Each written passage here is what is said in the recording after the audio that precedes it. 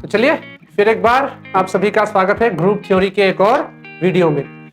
तो जैसे कि आप सभी को पता है कि हमने अभी तक ग्रुप्स के बारे में डिस्कस कर लिया है कि कौन कौन से डेफिनेशंस होंगे ग्रुप के या फिर कौन कौन से कंडीशंस सेटिस्फाई करने होंगे किसी एक सेट को ग्रुप बनने के लिए। उसके बाद हमने ग्रुप से आगे चलते चलते हम सब ग्रुप तक पहुंचे। सब ग्रुप्स के 2-3 प्रॉपर्टीज और थ्योरम्स जो इंपॉर्टेंट है वो हमने डिस्कस किए और यहाँ पे अभी हम एक और दूसरे टॉपिक पे हम यहाँ पे आपके पहुंचे हैं जिसका नाम है centre of a group. Centre of a group. तो अगर आप हमरी और खन्ना का किताब फॉलो कर रहे हैं तो उस किताब के अनुसार आपका ये पेज नंबर होगा 65। ठीक है, तो अगर आपके पास किताब है तो किताब के साथ आप टैली करके चल सकते हैं। तो अभी हम डिस्कस करेंगे सेंटर ऑफ अ ग्रुप के बारे में। ये बहुत ही इंपॉर्टेंट टॉपिक है। ये जब तक आप एब्स्ट्रैक्ट अलजेब्रा पढ़ते रहेंगे तब तक ये सेंटर ऑफ अ ग्रुप आपके लिए इंपॉर्टेंट होगा। तो अभी डेफिनेशन क्या कहता है देखिए, let G be a group और हमने क्या डिफाइन किया है, एक यहाँ पे सेट डिफाइन किया है। ठीक है, कैसा सेट डिफाइन किया है? Set of all elements x. X कहाँ के एलिमेंट्स है? ये ग्रुप जी के एलिमेंट्स है। ठीक है, such that x ji equal to ji x for all g belongs to G. यानी कि अगर हम दो ऐसे एलिमेंट्स लेते हैं x g से और कंडीशन क्या है x g equal to ji X और g कहाँ का एलिमेंट है? कैपिटल G का ही एलिमेंट है। तो ये जो सेट है इस सेट का हम क्या नामांकन करेंगे? ZG बोलेंगे इसको। ठीक है, तो ZG नाम का जो सेट होगा तो उसको हम क्या बोलेंगे? सेंटर ऑफ अ ग्रुप बोलेंगे। फिर एक बार मैं रिपीट कर रहा हूं। मान लीजिए आपके पास कोई ग्रुप है कैपिटल G और आपका कंडीशन आपके पास दिया हुआ है कि एक सेट है आपके पास ZG कौन कौन से कंडीशन सेटिस्फाई कर रहे हैं? x बिलोंग्स टू g, यानी कि g का कोई एलिमेंट है x such that x g equal to gx, जहां g भी कोई कैपिटल G का ही एलिमेंट है। ठीक है, तो इस सेट ZG को हम क्या बोलेंगे? सेंटर ऑफ अ ग्रुप बोलेंगे। तो ये काफी एक सरल आपका एक्सप्लेनेशन है, सरल एक डेफिनेशन है। तो सबसे इंपॉर्टेंट प्रॉपर्टी जो हमें यहाँ पे प्रूव करना है वो ये है कि centre of a group G is a सब ग्रुप ऑफ G। हमने पहले भी सब ग्रुप के बारे में डिस्कस किया है। तो अभी हम क्या डिस्कस करेंगे कि ये जो centre of a group G हमने अभी डिफाइन किया है यानी कि ये जो सेट है, ये जो कंडीशन है, इस कंडीशन का इस्तेमाल करते हुए हमें ये दिखाना है कि ZG जो है वो एक सब ग्रुप है। किस ग्रुप के सब ग्रुप है? कैपिटल G ग्रुप का सब ग्रुप है। ठीक है, तो देखिए let ZG be center of a group G। ठीक है, हमने मान के चला है कि ये सेंटर है, हमें दिखाना है कि ये सब ग्रुप है।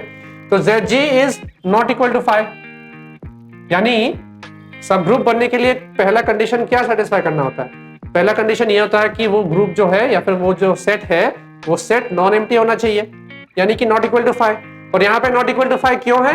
क्योंकि ये आइडेंटिटी एलिमेंट जो है वो ZG का हिस्सा है। कैसे? क्योंकि यहाँ पे आप लिख लीजिए EG। ठीक है, मान लीजिए आपके पास EG है। ठीक है, EG का वैल्यू कितना होता है? G होता है, सभी को पता है। सिमिलरली आप G का वैल्यू निकालें, G का वैल्यू कितना होगा? G ही होगा।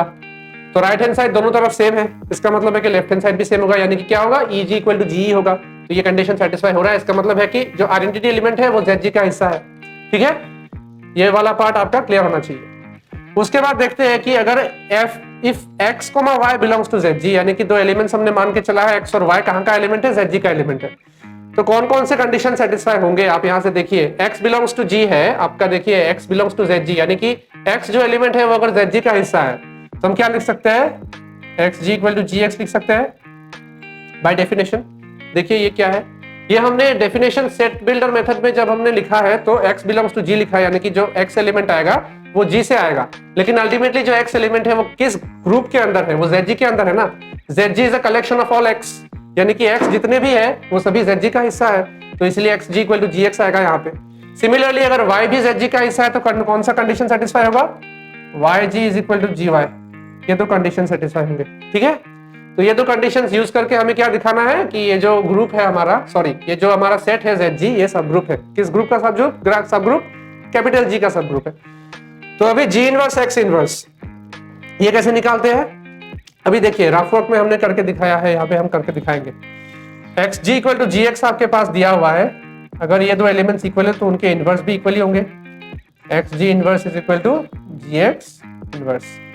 अभी क्या होगा? AB होल इनवर्स का मतलब कितना होता है? हमने पहले पढ़ा है AB whole inverse equal to B inverse A inverse, यानी कि जो सेकंड में एलिमेंट होता है वो पहले में आ जाता है, यानी कि यहाँ पे क्या होगा? G inverse X inverse will be equal to X inverse G inverse, ये होगा। ठीक है, कैसे होगा? A B whole inverse is equal to B inverse A inverse, ये फॉर्मूला है। तो यहाँ पे जी इनवर्स एक्स इनवर्स हम किसके बराबर लिखेंगे? एक्स इनवर्स जी इनवर्स के बराबर लिखेंगे। और सिमिलरली अगर हम जी इनवर्स वाई इनवर्स के बारे में लिखे तो क्या लिखेंगे? कंडीशन क्या है हमारा? Y G equal to G Y है, इनवर्स निकालिए इसका, इनवर्स भी इक्वल ही होगा। अगर इनवर्स इक्वल है तो क्या होगा? G inverse Y inverse is equal to Y inverse G inverse आएगा। तो G inverse Y inverse is equal to क्या होगा? Y inverse G inverse. ठीक है, अभी हमें क्या दिखाना है? सब ग्रुप का कौन सा प्रॉपर्टी हमें दिखाना है यहाँ पे? कि अगर दो एलिमेंट्स आपके पास मान लीजिए दिया हुआ है ए कोमा बी, ठीक है, अगर दो एलिमेंट्स ए कोमा बी आपको दिया हुआ है तो आपको क्या दिखाना है? ए बी इनवर्स भी एच में है। अगर ए एच में है, बी एच में है, तो क्या है? A B inverse also belongs to H. अगर ये वाला कंडीशन सेटिस्फाई हो गया तो एच हमारा क्या होगा? सब ग्रुप होगा। तो यही कंडीशन हम दिखाएंगे। ठीक है, तो जी एक्स वाई इनवर्स का वैल्यू हम निकाल रहे हैं। हम क्या दिखाएंगे? X y inverse belongs to G दिखाएंगे, क्योंकि हमने क्या दिखाया पहले? X belongs to Z G, y belongs to Z G. अब हम दिखाएंगे x y inverse belongs to Z G. कैसे दिखाएंगे देखते हैं। अभी हमने एसोसिएटिव प्रॉपर्टी यूज करते हुए हमने ब्रैकेट चेंज कर दिया है। G of x y inverse, x y inverse पे ब्रैकेट था, हमने जी एक्स पे ब्रैकेट डाल दिया, यहाँ पे वाई इनवर्स है। उसके बाद जी एक्स इक्वल टू एक्स जी कहां से आया? ये वाला कंडीशन हमने यहाँ पे यूज किया है। और यहाँ पे हमने क्या किया? एक्स जी वाई इनवर्स, यहाँ पे जी इनवर्स जी अपनी तरफ हमने यहाँ पे ऐड कर दिया। क्यों ऐड कर दिया? क्योंकि किसी एलिमेंट को अगर आप किसी एलिमेंट के इनवर्स को उसी एलिमेंट के साथ अगर आप कंबाइन करोगे, आप बाइनरी ऑपरेशन करोगे, तो क्या आता है? आइडेंटिटी आता है। यानी कि ये हम लिख सकते हैं, मान लीजिए एक्स जी वाई इनवर्स इंटू ई। एक्स जी वाई इनवर्स इंटू ई क्या होगा? एक्स जी वाई इनवर्स ही होगा ना। तो ई के जगह पे हमने क्या लिखा है? जी इनवर्स जी। बस सिंपल है। जी इनवर्स जी का मतलब आइडेंटिटी होता है, तो आइडेंटिटी की जगह पे हमने जी इनवर्स जी लिखा है, बस सिंपल है। तो अभी क्या करेंगे? ब्रैकेट चेंज कर देंगे, एक्स जी वाई इनवर्स जी इनवर्स जी, मान लीजिए हमने ये कर दिया। ठीक है, उसके बाद क्या करेंगे? ये वाला प्रॉपर्टी यूज करेंगे हम, वाई इनवर्स जी इनवर्स। ये है ना Y inverse G inverse, Y inverse G inverse की जगह पे हम लिखेंगे जी इनवर्स वाई इनवर्स, यानी कि ये वाला पार्ट लिखेंगे एक्स। तो जी वाई इनवर्स जी इनवर्स हम क्या लिखेंगे? वाई इनवर्स जी इनवर्स के जगह पे हम लिखेंगे जी इनवर्स वाई इनवर्स, यानी कि इसके जगह पे ये लिखेंगे। तो वाई इनवर्स जी इनवर्स ये वाला पार्ट है, इसमें क्या लिखेंगे? जी इनवर्स वाई इनवर्स जी। समझ में आई बात? फिर एक बार रिपीट कर रहा हूं, Y inverse G inverse is equal to G inverse Y inverse. ये वाला प्रॉपर्टी हमारे पास पहले से है, तो वाई इनवर्स जी इनवर्स के जगह पे हमने जी इनवर्स वाई इनवर्स लिख दिया है। ठीक है, अभी क्या करेंगे? जी जी इनवर्स क्या होता है? ई होता है, आइडेंटिटी होता है। और किसी एलिमेंट को आप आइडेंटिटी के साथ उसका बाइनरी कंपोजिशन निकालो तो क्या निकलता है? वही एलिमेंट निकलता है। तो जी जी इनवर्स अगर ई है और ई अगर हम वाई इनवर्स के साथ कर रहे हैं तो क्या निकलेगा? वाई इनवर्स ही निकलेगा। तो ये वाला हिस्सा ई बन जाएगा, ई को हटा दीजिए, एक्स वाई इनवर्स जी आ गया। ठीक है, तो g x y inverse is equal to x y inverse g. हमें क्या मिला? G x y inverse is equal to x y inverse g. तो पहले हमने क्या निकाला था? पहले हम क्या मान के चल रहे थे? X ji equal to ji x. अगर x ji equal to ji x होता है, यानी कि एक्स जी सिर्फ एक्स अगर है यहाँ पे, X ji equal to ji x होता है, तो एक्स कहाँ का एलिमेंट बन जाता है? जेड जी के अंदर चला जाता है। तो यहाँ पे हमें क्या मिला? जी ऑफ एक्स वाई इनवर्स, यानी कि यहाँ पे एक्स के जगह पे क्या है? एक्स वाई इनवर्स है। यहाँ भी क्या है? एक्स की जगह पे एक्स वाई इनवर्स है। तो g x equal to x जी के फॉर्म में है ना, ये एक्स की जगह पे एक्स वाई इनवर्स है। लेकिन एलिमेंट वाइज देखा जाए तो एक्स के साथ एक मिल रहा है ना, ये वाला x ji equal to ji x form में ही है। G x y inverse is equal to x y inverse into g. So इससे हम क्या लिख सकते हैं? X y inverse belongs to Z g. तो पहले भी हमने बताया था, क्या बताया था? कि अगर दो एलिमेंट्स आपके पास है एक्स और वाई, ठीक है, वो दोनों एलिमेंट्स किसी एक ग्रुप या फिर किसी एक सेट का एक मेंबर है, मान लीजिए एक्स कोमा वाई। तो एक्स कोमा वाई अगर किसी एक सेट जेड जी का मेंबर है, तो अगर हमने दिखा दिया कि x y inverse belongs to Z g, तो क्या हो जाएगा? जेड जी सब ग्रुप बन जाएगा। तो वही हमने दिखाया, x y inverse belongs to Z ji.